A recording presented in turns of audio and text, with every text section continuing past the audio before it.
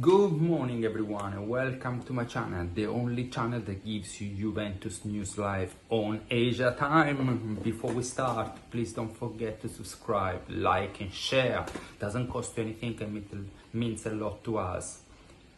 Today there's only one topic, the result of yesterday's game. Juventus 3, Venezia 2. This result allowed us to go to the Champions League and relegate Venezia. I want to say one thing. I'm sorry for Venezia. It's a team that really has a very good manager, and the manager Di Francesco doesn't deserve. He's been very unlucky because always has been managing teams that are not understanding him well. But to go back to Juventus, we won 3-2. Quick analysis of the game first, and after that to the comment and my consideration. The game was not the greatest game of the world. We were under 1-0 after I think 1 minute, so a few seconds. So that put the games completely Venezia hand. We managed to get it right. We finished the first half 2-1. And the first half was 2-1. I mean, we were really struggling, to be honest, and the fact we were struggling with Venezia says a lot about this season. Second half, we were in control of the game. They found an equalizer, and luckily the penalty from Locatelli put us in front and allowed us to go to the Champions League. A few comments about the game. I didn't like the defense. I put my shirt during halftime. I wanted to do a live, but something I'm working on it. Kelly. I think we had Kelly, Savona, and Cambiasso as the last three. It was difficult. I mean, maybe Tudor would have risked a little bit more Gatti or Vega. I mean, they were everywhere. So you can see they wasn't there. Midfield again, thank God we had back Thuram. Locatelli played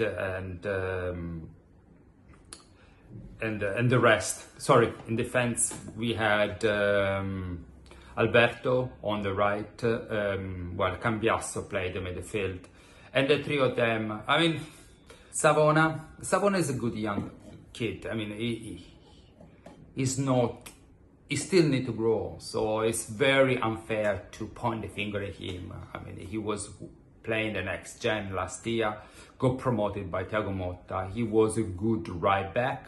And suddenly he started playing a three defender, which is completely different way of playing. You are three central defender basically. Kelly, I've expressed my point of view. He's a good defender, but it's not Juventus level. So I'm not sure why Giuntoli bought him for 20 million from Newcastle, but this one is a different conversation. And Alberto Costa is a good young player. I mean, I mentioned in the video previously, he needs to grow, he needs time to, it's not a starting 11 material yet, and definitely is not a central defender on a defensive three. It's more wing, right or left, it depends when you put. So again, there were three people in the three wrong positions. Midfield, with better consistency, Thuram and Locatelli, and after that Cambiasso and Nico Gonzalez. They play well. I mean, Thuram played really well, and Locatelli did what he can do. He managed to maintain and verticalize in midfield, while forward we had Conceição, Ildiz and Colomani. Of course, I will talk about Ildiz in a second. Conceição, I liked him. The new position that Tudor gave him, it's really good.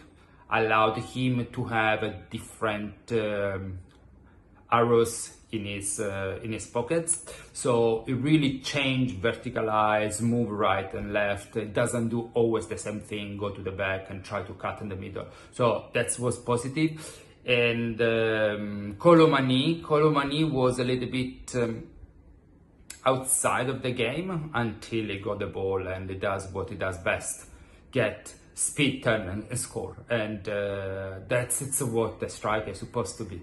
And Ildiz is our best player. I mean, it's we cannot say much. He's our best player. He plays well. He is outstanding. He's leading the team, and I think he's the one that needs to be the center of project for next year. So we did it. As I mentioned, the game was awful. Really, the team. You can see that a lot of players were scared. They felt the pressure, and the game was just the game was supposed to do. Tutor was all over, was screaming, shouting, pushing, etc. But he got the job done. We definitely achieved what was supposed to achieve, and he came to bring us in Champions League, and he did it. I want to move to the next topic about Tudor. His comment was very simple in the post game. I mean, I'm awake since 2 a.m. Singapore time today to watch the game and do reading and do everything. He said, I mean, according to Giuntoli repeated before the game, Tudor will lead Juventus during the FIFA Club World Cup. Tudor said, in his opinion, it's not fair for the team, for the manager, for the player to have this manager that's going to leave to lead the team during the FIFA World Cup, which means that he wants clarity. He thinks he deserves to stay. He thinks he's done a good job, and he wants clarity from the company. If Juventus doesn't want him to stay, as most likely Juventus is pivoting towards Conte, they need to tell him, and they will agree. On how to leave. So Juventus needs to find out another manager to lead the team during the FIFA Club World Cup in the US, which would be, again, another very strange situation, because it's very unusual that the team change 3 or 4 managers during a year. I mean, look at Real Madrid. Real Madrid agreed that Ancelotti is not going to be the manager next year, so ask Xabi Alonso to take ownership of the team during the World Cup and start experimenting and understand and learning about the players. So that's why a team with a good management does what a team with a good management does, instead of us still try to lie, saying something. Another thing I want to point it out is that it's not the first time that in Juventus, Giuntoli says something and the manager or the player says something different. This is not good. I mean, when Luciano was there, I'm talking about big Luciano Moggi, nothing would have happened. If something would have happened, was or agreed with the management, or the player would have been sold. So that's lack of cooperation or respect, coordination between.